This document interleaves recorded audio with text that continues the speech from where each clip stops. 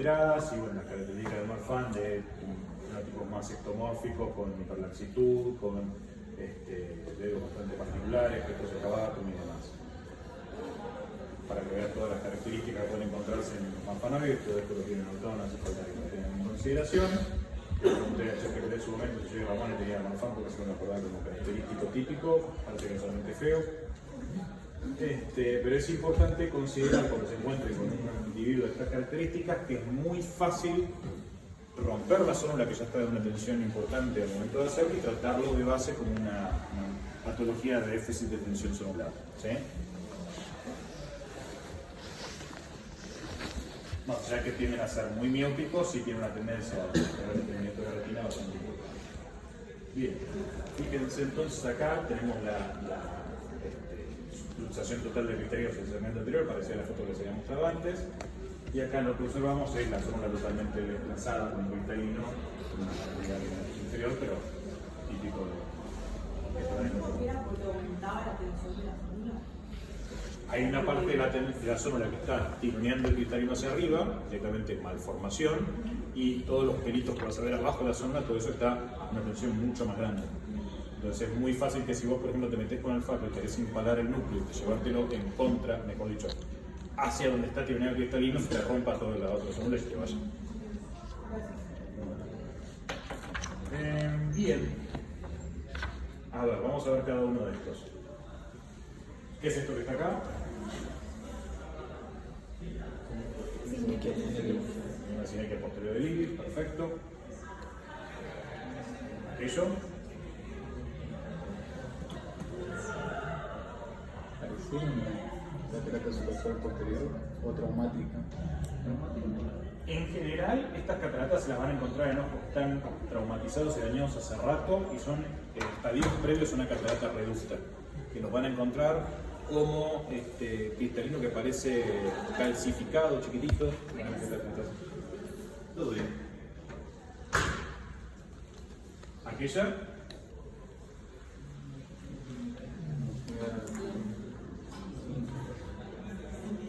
Catarata nuclear, ¿cuánto lo clasificarían? 5 es un poco generoso. Fíjense que tan rojiza no está. ¿Sí? Yo te diría más, teniendo un 3 o un 4. Esta otra, en cambio, ¿qué componente predomina? Bien. Y esta de ahí. Bien, fíjate que es más bien blanquecina. Acá tenés el haz de hendidura bien perpendicular y la ves color blanco directamente. Así que en estas cataratas, ¿qué es lo que tienes que sospechar? ¿Qué tiene? ¿Mucho qué? No necesariamente mucho tiempo, de hecho te puede pasar rápidamente después de tocar la posterior, por ejemplo, y que genera todo el agua, lo que te va a generar es una catarata blanca más que otra cosa. Hay cataratas antiguas que están blanquecinas, sí. Cualquiera de esas dos, haya sido rápida o crónica, lo que van a tender a tener es una cantidad importante de material liquefacto que puede estar o no generando presión sobre la presión interna sobre la cápsula del cristalino. Entonces, ¿qué es lo que les puede suceder si ustedes no alivian esa presión antes de intervenirlo? Exactamente, que se abra formando el signo de bandera argentina y se le caiga todo para atrás. ¿Y esta de aquí? ¿Qué se recordó? Fleque. Exactamente, entonces sospechen que este endotelium está bastante castigado. Bien. Bueno, esta catarata, ¿qué le suena?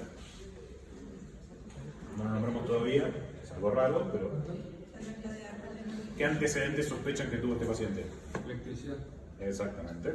Catarata por electrocución, que tiene el patrón literal de los rayitos que se van metiendo. A ver, ¿dónde está? Este paciente, ¿qué sospechan que es? Exactamente.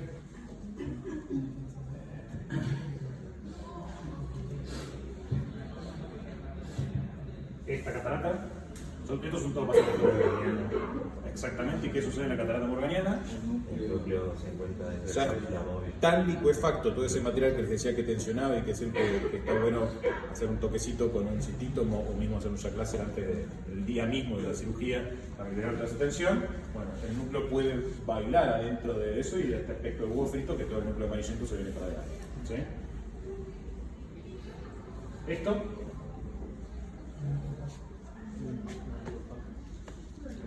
¿Qué es? Exactamente. Es una lente que fue probablemente hidrofílica y se fue facilitando con el tiempo.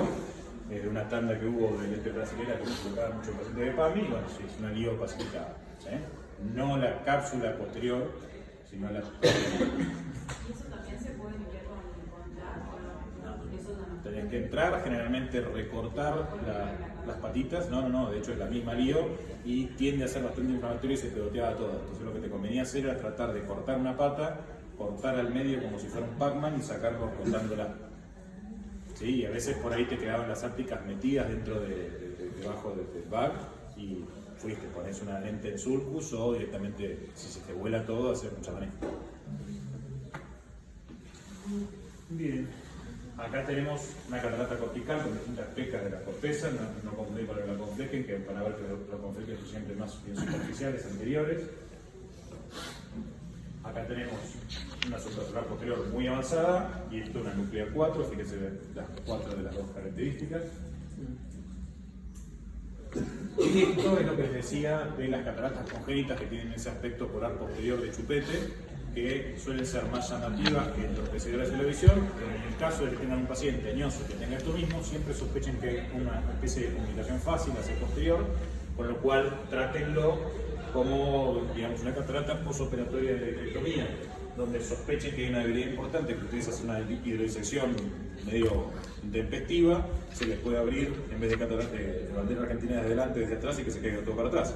Lo que conviene hacer en eso es delaminar, manteniendo una corteza importante hasta el final total de la cirugía. ¿Sí?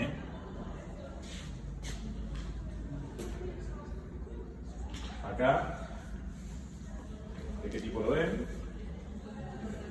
Más cortical que otra cosa.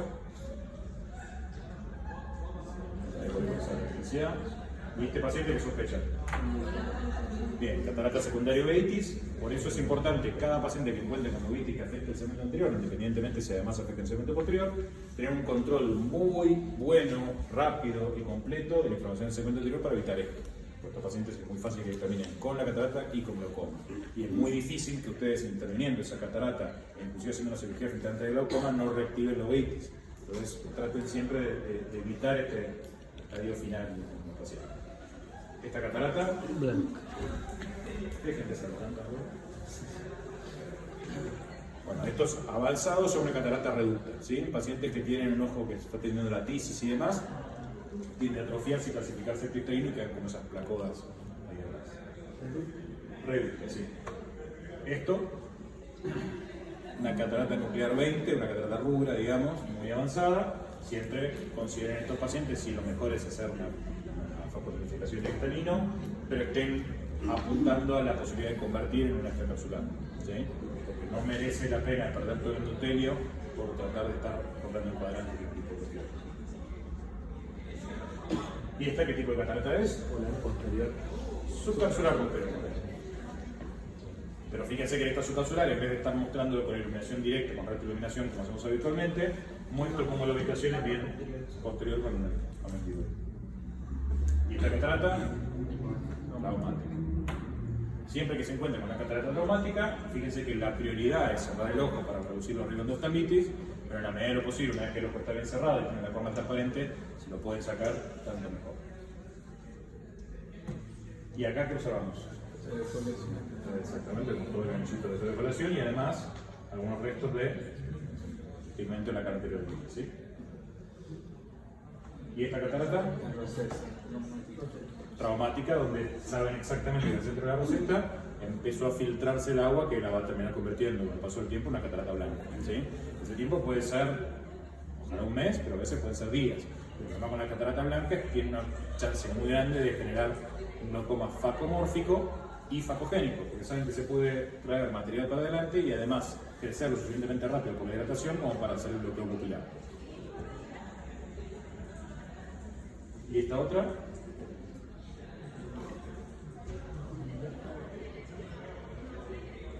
¿Cómo la clasificaría? Bien, cortical 4 por L y nuclear 2, 3. Y bueno, acá otra catarata rubra, que fíjense cómo la pupila ya se ve de distinto color y cuando vamos a hacer la iluminación por hendidura, enseguida nos encontramos con el núcleo bien rojo, bien oscuro. ¿Sí?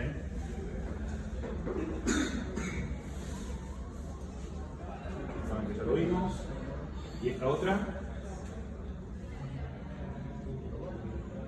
Bien, traumática, que además tuvo simetrías posteriores, sí, hay que ir a resolver. Y acá que esperamos que no. La ilustración de un lente de 3 piezas, ¿sí? Que está ahí agarradito, colgado de la. ¿Y esto qué es? Es un paciente fáquico, ¿sí? Muy miope. En general, los pacientes miopes tienen dilataciones grandes que hasta pueden llegar a observar la inserción de la zona.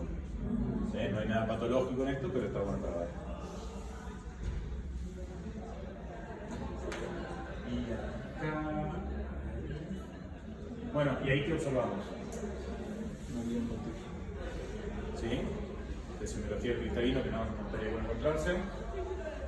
La membrana pupilar, ¿sí? Que al dilatarse queda ahí dando vueltas. Esta, en este caso era un paciente que tenía una endoftalmitis a repetición fría, se había comido 2 cirugías y se terminaba sacando la lente. La ven acá flotando en el segmento anterior, que le quedó pegadita al lente multifocal. ¿Y alguna duda de simulografía cristalina? Bueno, lo otro que nos quedaría, que no incluyo acá, no sé por qué, son las oposificaciones de la cápsula posterior. Acuérdense, y quizás lo más importante que les puedo decir con respecto a eso es cómo hablar con el paciente. Explíquenle a los pacientes que a un operado de catarata, las células remanentes del tejido que va a sostener, que sostenía originalmente el cristalino y que va a sostener la lente ocular, pueden querer cicatrizar con el paso del tiempo y que en caso de que lo hagan, lo van a hacer opacificándose de vuelta, bajando la visión como si volviera a tener catarata. En caso de que eso suceda, es muy sencillo resolverlo, dilatando la pupila, se hace una segmentación como si fuera una estampilla que van siguiendo los puntitos del Jack Laser, en donde van a lograr que ese tejido opacificado o cicatrizado caiga hacia el segmento posterior, que va a haber algunas mosquitas dando vuelta por un tiempo y se va a resolver. Esos pacientes hay que controlarlos nuevamente y refraccionarlos. En algunos casos, si son demasiado generosos con el tamaño y demás, puede cambiar un poco la refracción con respecto al pre-intervención de Jack Laser, pues se puede modificar un poco la forma del lente. Traten de considerar esto 2 veces cuando tengan un paciente que tiene una ruptura de cápsula posterior, porque por ahí trastornan un poco todas esas tensiones que están manteniendo de milagro ese lente posicionado en el lugar, y traten de hacer primero quizás más de una intervención, extendiéndose de hacer una cosa bien centropupilar a algo más grande si llega a hacer falta. ¿Sí? Nada peor que por un Jack se le vaya para atrás una lente que hasta ahora el paciente que estaba todo bien. ¿Preguntas, dudas, algo? Te dejo a vos. Todo.